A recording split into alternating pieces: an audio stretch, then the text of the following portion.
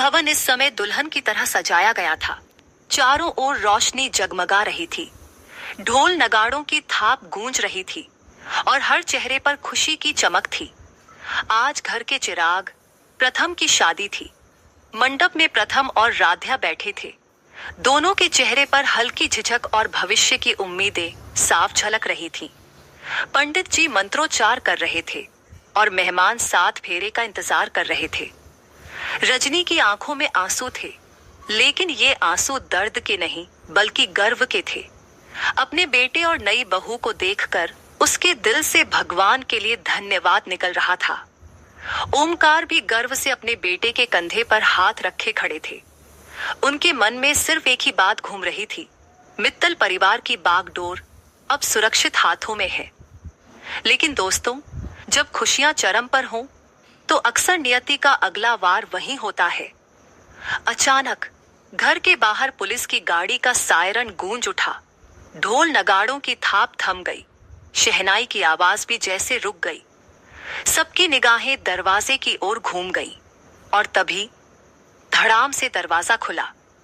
अंदर आई निहारिका, आंखों में आंसू, माथे पर गुस्से की लकीरें और पीछे पुलिस इंस्पेक्टर। पूरे मंडप में सन्नाटा छा गया। निहारिका ने जोर से आवाज लगाई, रुको, ये शादी नहीं हो सकती। प्रथम सिर्फ मेरा है। राध्या ने मेरी जिंदगी छीन ली है। पुलिस, इस लड़की को तुरंत गिरफ्तार करो। मेहमान आपस में खुसफुसाने लगे। राध्या का चेहरा पीला पड़ गया, उसकी आंखों से आंसू झरझर गिरने लगे। वह मन ही मन भगवान से सवाल कर रही थी, हे प्रभु, ये सब मेरे साथ ही क्यों?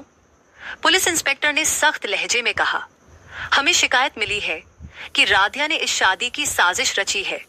हमें इसे थाने ले जाना पड़ेगा। जैसे ही पुलिस राध्या की ओर बढ़ी, प्रथम अचानक खड़ा हो गया।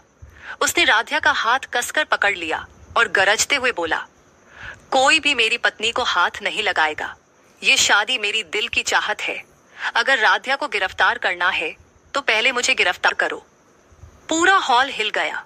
ओमकार भी आगे आए और सख्त आवाज में बोले, ये शादी मेरी मर्जी से हो रही है।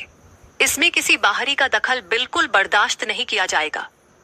निहारिका हार मानने वाली कहाँ थी? वह सीधे दादी के पैरों में गिर गई और रोते हुए बोली, दादी, देखिए आपकी पोती के साथ कितना बड़ा धोखा हुआ है। मैं और प्रथम बचपन से साथ थे, हमेशा एक दूसरे से शादी का सपना देखा था और अब यह लड़की बीच में आकर सब छीन रही है। दादी का गुस्सा भड़क उठा। उन्होंने राध्या की ओर इशारा किया और बोली, मैंने पहले ही कहा था, ये छोटे घर की लड़की हमारे परिवार के लिए बर्बादी लाएगी। और देखो, आज मेरी बात सच हो गई। इसने पूरे खानदान की इज्जत मिट्टी में मिला दी। रजनी हाथ जोड़कर बोली, मान जी, आप गलत समझ रही हैं। राध्या निर्दोष है। लेकिन दादी गरज उठी, चुप रहो रजनी, मेरी आंखों के सामने मेरी पोती का हक छीन लिया गया और तुम इस लड़की का पक्ष ले रही हो। इतना बड़ा फैसला मुझसे पूछे बिना कर लिया। पूरा मंडप अब तनाव से भर चुका था।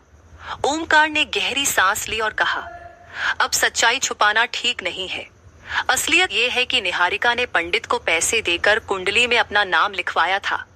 असली दुल्हन हमेशा से राध्या ही थी, लेकिन निहारिका ने छल से यह रिश्ता पाने की कोशिश की। वह प्रथम को विदेश ले जाकर परिवार से दूर करना चाहती थी। इसी वजह से हमने तय किया कि मित्तल परिवार की बहू सिर्फ राध्या होगी। पूरा हॉल स्तब्ध रह गया। मेहमान आपस में बातें करने लगे। निहारिका चौंक गई। उसके चेहरे पर शर्म और गुस्से का मिश्रण था। उसने चीख कर कहा, यह सब झूठ है। लेकिन तभी पंडित जी खुद सामने आ गए। उन्होंने हाथ जोड़कर सच स्वीकार किया, हाँ, मुझे मजबूर किया गया था। निहारिका ने ही मुझे पैसे देकर कुंडली बदलने को कहा था। दादी के पैरों तले जमीन खिसक गई। उन्होंने कांपती आवाज में निहारिका से पूछा, क्या ये सच है? निहारिका सिसकते हुए बोली, हाँ, मैंने सब प्यार में किया था। मैं प्रथम को खो नहीं सकती थी।